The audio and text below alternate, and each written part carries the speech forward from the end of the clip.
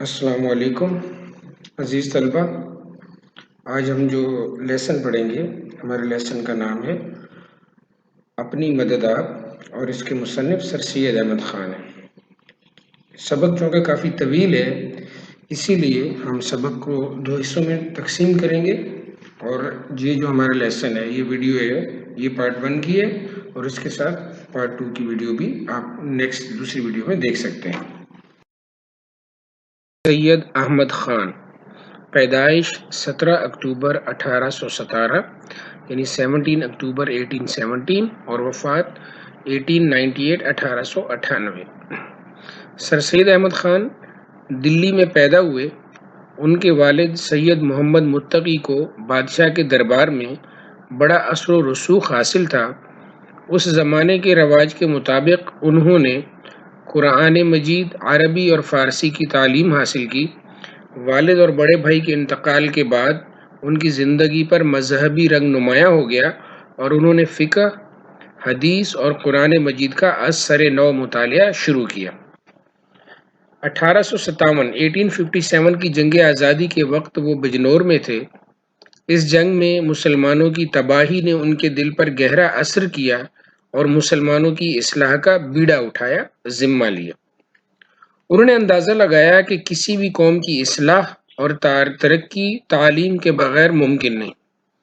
اس لیے انہوں نے اپنی ساری صلاحیتیں مسلمانوں کی تعلیم و تربیت پر صرف کی۔ علی گڑھ کالج اس کی روشن مثال ہے۔ اس کے علاوہ عام مسلمان گھرانوں کی تربیت اور اصلاح کے لیے ایک رسالہ تہذیب الاخلاق بھی جاری کیا۔ سر سید کا ایک اور بڑا کارنامہ سادہ اور آسان نثر کی ترویج ہے، یعنی اس کو رواج دینا تھا، اس کو آغاز کرنا تھا۔ انہوں نے اس زمانے کی طرز نگارش جو مقفع اور مسجع نثر کی صورت میں تھی، مقفع مطلب ہم کافی اور مسجع مطلب سجی، یعنی عربی اور فارسی کے مشکل الفاظ جو ہے وہ نثر میں استعمال کیے جاتے تھے، اس کو ترک کیا، یعنی چھوڑ دیا، اور مقصدیت کو رواج دیا، یعنی ان کی تحریریں کسی خاص مقصد کے تحت لکھی جاتی تھیں۔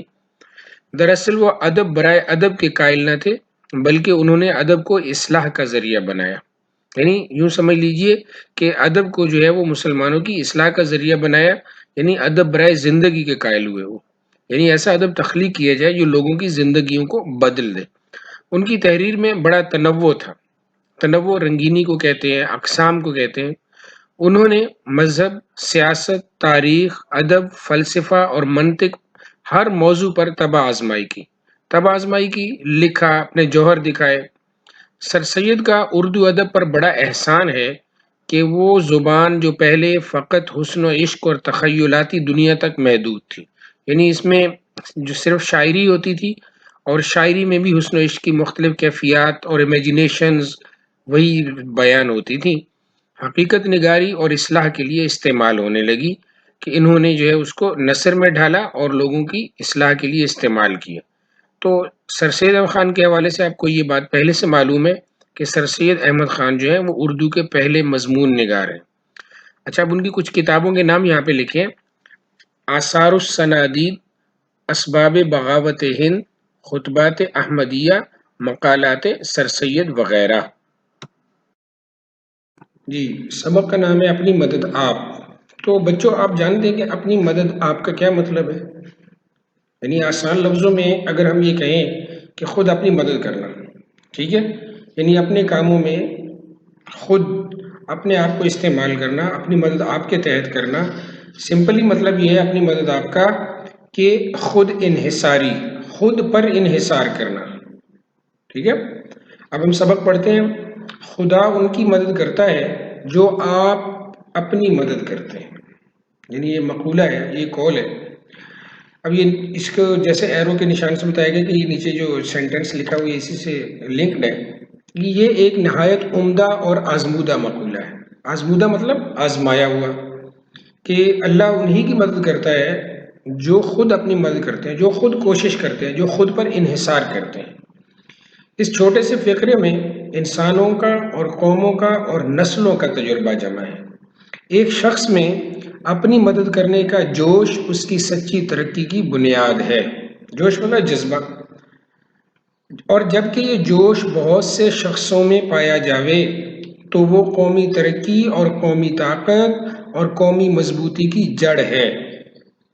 جبکہ کسی شخص کے لیے یا کسی گروہ کے لیے کوئی دوسرا کچھ کرتا ہے تو اس شخص میں سے یا اس گروہ میں سے وہ جوش اپنی آپ مدد کرنے کا کم ہو جاتا ہے اور ضرورت اپنی آپ مدد کرنے کی اس کے دل سے مٹتی جاتی ہے، اور اسی کے ساتھ غیرت جو ایک نہایت عمدہ قوت انسان میں ہے، اور اسی کے ساتھ عزت جو اصلی چمک دمک انسان کی ہے، از خود جاتی رہتی ہے۔ اور جبکہ ایک قوم کا یہ حال ہو تو وہ ساری قوم دوسری قوم کی آنکھ میں ذلیل اور بے عزت ہو جاتی ہے۔ اب یہ پہلا جو پیراگراف ہم نے پڑھا ہے، اس کا ذرا مفہوم یا مطلب آپ سمجھیں تو اس میں بنیادی طور پر سر سید احمد خان یہ کہہ رہے ہیں کہ ایک شخص میں اگر اپنی مدد آپ کرنے کا جذبہ موجود ہے تو یہی جذبہ اس کی سچی یعنی اصلی ترقی کی بیس بن جاتا ہے، اور یہ جذبہ اگر بہت سے شخصوں میں یعنی لوگوں میں پایا جائے، گروہ میں پایا جائے، تو وہ قومی ترقی اور قومی طاقت کی بنیاد بنتا ہے۔ ٹھیک ہے، اور جب یا جہاں پر کوئی شخص کسی دوسرے کے لیے کچھ کرتا ہے، ٹھیک ہے، یا دوسرے پر ڈیپینڈ کرتا ہے، تو وہ جو خود انحصاری کا جذبہ ہے وہ اس میں کم ہوتا چلا جاتا ہے۔ تو کیا ہوتا ہے، جب وہ دوسروں پر انحصار شروع کرتا ہے تو اس کی غیرت اور اس کی عزت دونوں چلی جاتی ہیں۔ ٹھیک ہے، وہ اگر ایک فرد یہ کام کرے گا تو اس کی عزت اور غیرت بھی ختم ہو جائے گی، اور اگر پوری قوم یہ کام کرے گی تو اس کی عزت اور غیرت بھی ختم ہو جائے گی، اور وہ قوم دوسری قوموں کی آنکھوں میں ذلیل ہو جائے گی، بے عزت ہو جائے گی۔ تو سمپل سی بات ہے کہ جس طرح ہم اگر خود دیکھیں اسپیشلی پاکستان کے حوالے سے، ہم جتنا دوسروں پر ڈیپینڈ کرتے ہیں تو اتنا ہی جو ہے ہماری جو ہے وہ بے عزتی زیادہ ہوتی ہے بطور قوم۔ اب اگلا پیراگراف دیکھیے، آدمی جس قدر کے دوسرے پر بھروسہ کرتے جاتے ہیں، خواہ وہ اپنی بھلائی اور ترقی کا بھروسہ گورنمنٹ پر ہی کیوں نہ کریں، یہ امر بدیہی اور لابدی ہے کہ وہ اسی قدر بے مدد اور بے عزت ہوتے جاتے ہیں۔ ٹھیک ہے، یہ امر کا مطلب ہے بات، بدیہی مطلب ظاہر، اور لابدی مطلب یقینی، یعنی آدمی لوگ جتنا دوسروں پر بھروسہ کرتے ہیں، خواہ وہ اپنی بھلائی اور ترقی کا بھروسہ حکومت پر ہی کیوں نہ کریں، ٹھیک ہے، وہ اسی طرح سے بے عزت ہوتے جاتے ہیں، بے مدد ہوتے جاتے ہیں۔ اے ہم وطن بھائیوں، کیا تمہارا یہی حال نہیں ہے؟ ایشیا کی تمام قومیں یہی سمجھتی رہی ہیں کہ اچھا بادشاہی رعایا کی ترقی اور خوشی کا ذریعہ ہوتا ہے۔ سمپل سی بات ہے کہ ہم اب بھی یہی سمجھتے ہیں کہ بھئی ہمارے ملک میں کوئی اچھا حکمران آئے گا تو کیا ہوگا کہ جناب عوام ترقی کر جائے گی، ملک کے حالات ٹھیک ہو جائیں گے، بے روزگاروں کو روزگار مل جائے گا، امن ہو جائے گا، یہ سب چیزیں اس طرح سے۔ ٹھیک ہے، یورپ کے لوگ جو ایشیا کے لوگوں سے زیادہ ترقی کر گئے تھے، یہ سمجھتے تھے کہ عمدہ انتظام قوم کی عزت، بھلائی، خوشی اور ترقی کا ذریعہ ہے، خواہ وہ انتظام باہمی قوم کے رسم و رواج کا ہو یا گورنمنٹ کا۔ یعنی ایشیا کے لوگ سمجھتے ہیں کہ اچھا بادشاہ یا اچھا حکمران جو ہے وہ ملک کی ترقی کا باعث ہے، جبکہ یورپ کے لوگ یہ سمجھتے ہیں کہ اچھی مینجمنٹ، ٹھیک ہے، یا اچھے قوانین جو ہے نا وہی خوشی اور ترقی کا ذریعہ ہے۔ ٹھیک ہے، اور یہی سبب ہے کہ یورپ کے لوگ قانون بنانے والی مجلسوں کو بہت بڑا ذریعہ انسان کی ترقی و بہبودی کا خیال کر کے ان کا درجہ سب سے اعلیٰ اور نہایت بیش بہا سمجھتے تھے، مگر حقیقت میں یہ سب خیال غلط ہے۔ ٹھیک ہے، کیا بات ہو رہی ہے یہاں پہ؟ سر سید احمد خان کیا کہتے ہیں کہ یہی وجہ ہے کہ یورپ کے جو لوگ ہیں وہ جو قانون ساز مجلسیں ہیں ان کی، وہ اس کو انسانی ترقی اور بہبود مطلب فلاح کا بڑا ذریعہ سمجھتے ہیں۔ ٹھیک ہے، سر سید احمد خان کہتے ہیں کہ یہ دونوں لوگ غلط ہیں، یعنی وہ لوگ بھی، ایشیا کے لوگ بھی جو حکمرانوں پہ بات کرتے ہیں کہ اچھے حکمران آئیں گے تو ملک کے حالات ٹھیک ہو جائیں گے، اور یورپ کے لوگ بھی جو کہ قانون بنانے والی مجلسوں کو انسانی ترقی کا بڑا ذریعہ سمجھتے ہیں۔ سر سید احمد خان کہتے ہیں کہ یہ دونوں ہی غلط ہیں۔ ایک شخص فرض کرو کہ پارلیمنٹ کا ممبر ہی کیوں نہ ہو، قومی عزت اور بھلائی اور ترقی کے لیے کیا کر سکتا ہے؟ یعنی ایک شخص ہے، وہ ایک ممبر ہے اسمبلی کا، تو وہ قوم کی ترقی کے لیے کیا کر سکتا ہے؟ برس دو برس میں کسی بات پر ووٹ دے دینے سے گو کسی ہی ایمانداری اور انصاف سے کیوں نہ دیا ہو، کیا بھلائی ہو سکتی ہے؟ یعنی ایک شخص ہے، وہ اسمبلی میں آپ کا نمائندہ ہے، وہ بہت ہی زیادہ ایماندار ہے، ٹھیک ہے، وہ قوم کے لیے کیا کر سکتا ہے؟ یعنی اس کی ذاتی ایمانداری قوم کے لیے کیا فائدہ مند ہوگی؟ قوم کس طرح سے اسے فائدہ اٹھائے گی؟ بھئی قوم اسی صورت میں فائدہ اٹھائے گی نا کہ قوم خود اپنے آپ کو بدلے. اب ایک شخص ہے وہ وہاں پہ بیٹھے ہیں، وہ بڑی ایمانداری کے ساتھ قوم کے مسائل بھی سامنے رکھ رہے ہیں، لیکن قوم کے اپنے جو ہے وہ چال چلن ٹھیک نہیں ہے، تو قوم کی بھلائی کیسے ہو سکتی ہے؟ اب آگے دیکھیے، بلکہ خود اس کے چال چلن پر، اس کے برتاؤ پر بھی اس کا کوئی اثر نہیں ہوتا، تو قوم کے برتاؤ پر کیا اثر پیدا کر سکتا ہے؟ ٹھیک ہے. بس یہ بات بے شبہ ہے کہ گورنمنٹ سے انسان کے برتاؤ میں کچھ مدد نہیں ملتی، مگر عمدہ گورنمنٹ سے بڑا فائدہ یہ ہے کہ آدمی آزادی سے اپنے قوائے عمل کی تکمیل اور اپنی شخصی حالت کی ترقی کر سکتا ہے. ٹھیک ہے. اگر اچھی گورنمنٹ ہوگی تو ایک فرد اپنے ذاتی طور پر اپنا فائدہ کر سکتا ہے، اپنی ڈیولپمنٹ کر سکتا ہے، اپنے کاروبار کو، اپنی صلاحیتوں کو ترقی دے سکتا ہے، لیکن یہ اس کی ذاتی ترقی ہوگی، یہ قوم کی ترقی نہیں ہے. یہ بات روز روشن کی طرح واضح ہو جاتی ہے کہ گورنمنٹ کا فرض بنسبت مثبت اور باعمل ہونے کے زیادہ تر منفی اور معنی ہے. ٹھیک ہے. یعنی سر سید خان کہتے ہیں اگر ہم یہ تھوڑا سا غور کریں تو گورنمنٹ کا جو فرض ہے، ڈیوٹی ہے، وہ بنسبت مثبت اور باعمل ہونے کے، یعنی پازیٹیو اور یعنی کہ کام کی ہونے کے زیادہ تر نیگیٹو ہے اور معنی ہے، یعنی لوگوں کو کام سے روکنے والی ہے کہ لوگ جو ہے وہ گورنمنٹ پہ ڈیپینڈنٹ ہو کے بیٹھ جاتے ہیں اور اپنا کام جو ہے وہ چھوڑ دیتے ہیں، اپنی صلاحیتوں کو استعمال نہیں کرتے. اور وہ فرض جان، مال اور آزادی کی حفاظت، یعنی گورنمنٹ کا بیسک فرض یہی ہے، اس سے زیادہ اور نہیں. لیکن ہماری عوام جو ہے وہ ان پہ ڈیپینڈنٹ ہو کے بیٹھی ہے. ہر معاملے میں حکومت، ہر معاملے حکومت کیا کر رہی ہے، حکومت کیا کر رہی ہے، حکومت کیا کر رہی ہے، تو اپنی صلاحیتوں کو استعمال ہی نہیں کرتے. جس قدر گورنمنٹ کی عمدہ حکومت ہوتی ہے اتنا ہی ذاتی نقصان کم ہوتا ہے. مگر کوئی قانون گو وہ کیسا ہی ابھارنے والا کیوں نہ ہو، یعنی جوش پرجوش بنا دینے والا کیوں نہ ہو، سست آدمی کو محنتی، فضول خرچ کو کفایت شیار اور شراب خور کو تائب نہیں بنا سکتا. یعنی آپ کیسے ہی قانون بنا لیں، ایک آدمی ہے ہی سست، ٹھیک ہے، وہ کیسے محنت کرے گا؟ ایک فضول خرچ ہے، وہ کیسے جو ہے وہ کفایت شیاری کرے گا؟ اور جو شراب خور ہے وہ کیسے تائب ہوگا؟ یعنی ایسے لوگوں کو، جو سست آدمی ہے، فضول خرچ آدمی ہے، شرابی آدمی ہے، اسے خود اپنے آپ کو بدلنا ہوگا نا، قانون اس کو تھوڑی بدلے گا. بلکہ یہ باتیں محنت، کفایت شیاری اور نفس کشی سے حاصل ہوتی ہیں.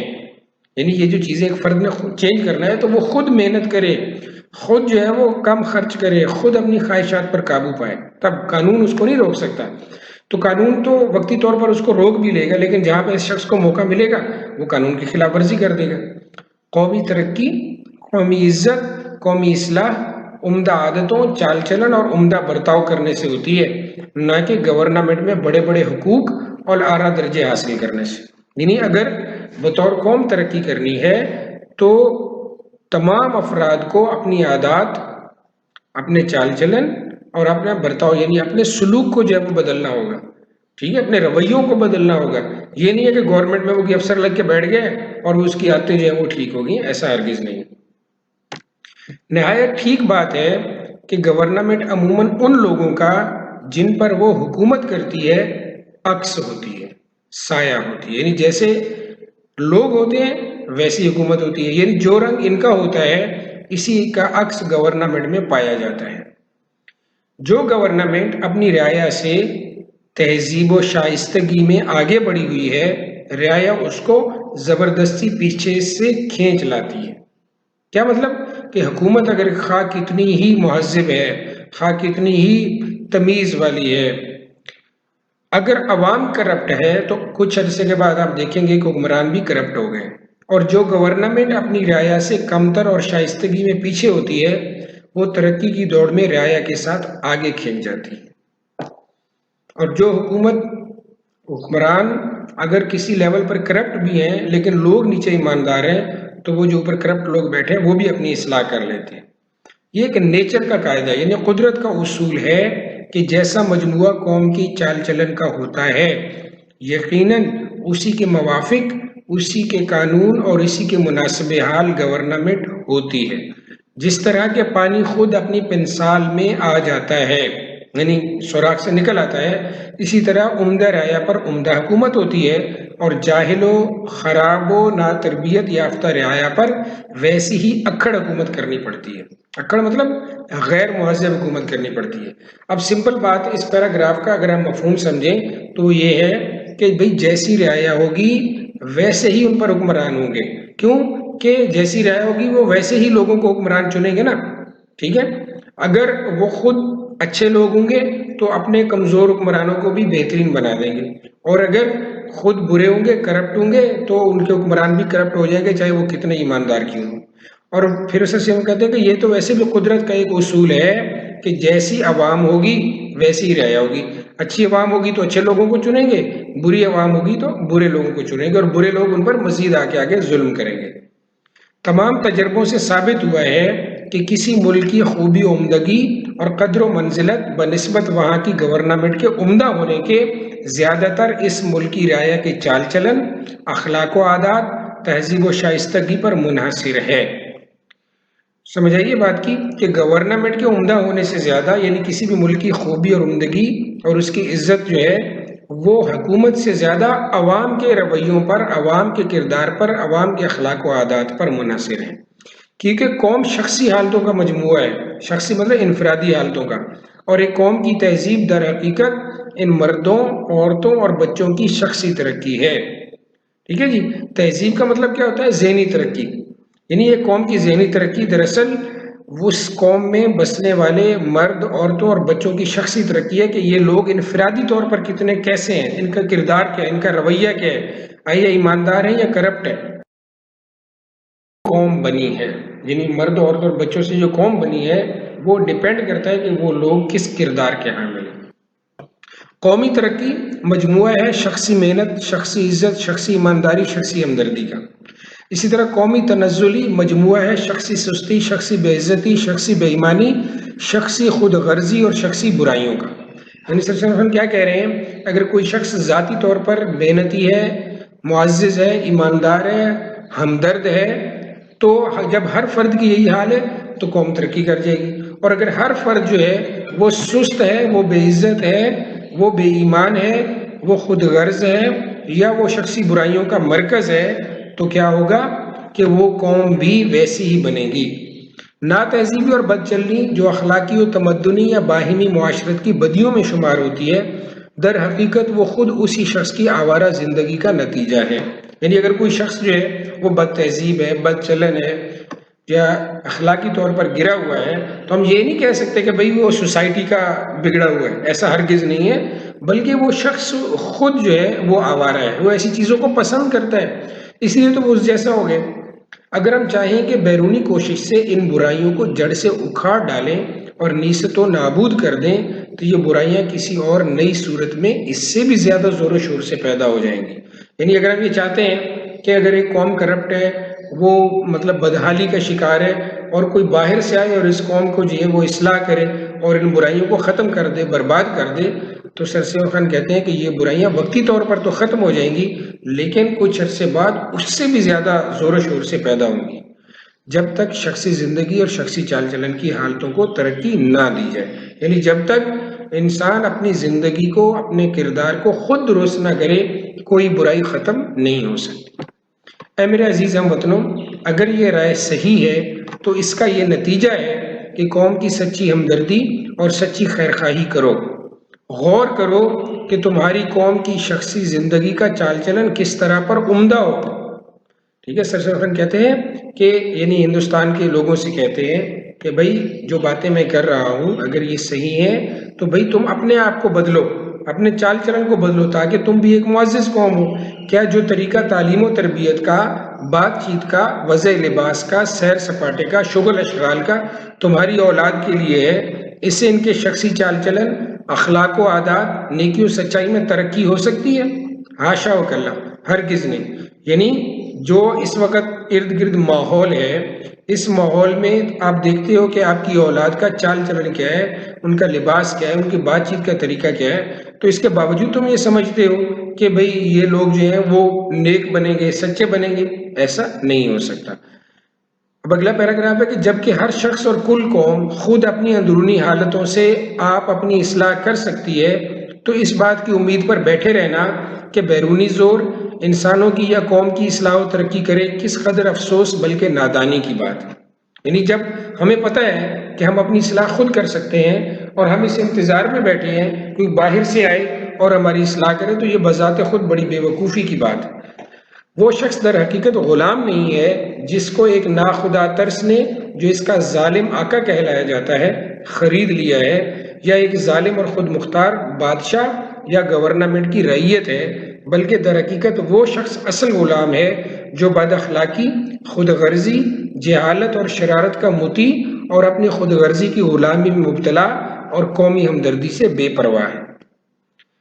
سمجھ آئیے بھائی، سر سید خان کہتے ہیں کہ وہ شخص اصل میں غلام نہیں ہے جس کو کسی ظالم نے خرید لیا اور اس پر ظلم کرتا ہے، یا وہ حکومت جو ہے وہ ظالم ہے کہ وہ عوام پر جو ہے وہ ٹیکسز وغیرہ لگا رہی ہے اور ان کو جو ہے وہ تنگ کر رہی ہے، پریشان کر رہی ہے، بلکہ اصل غلام وہ ہے جو بد اخلاق ہے، جو خود غرض ہے، جو شرارت کا مطیع ہے اور اپنی خود غرضی کی میں مبتلا ہو کر اسے اپنی قوم کی کوئی فکر نہیں، صرف اپنا فائدہ سوچتا ہے۔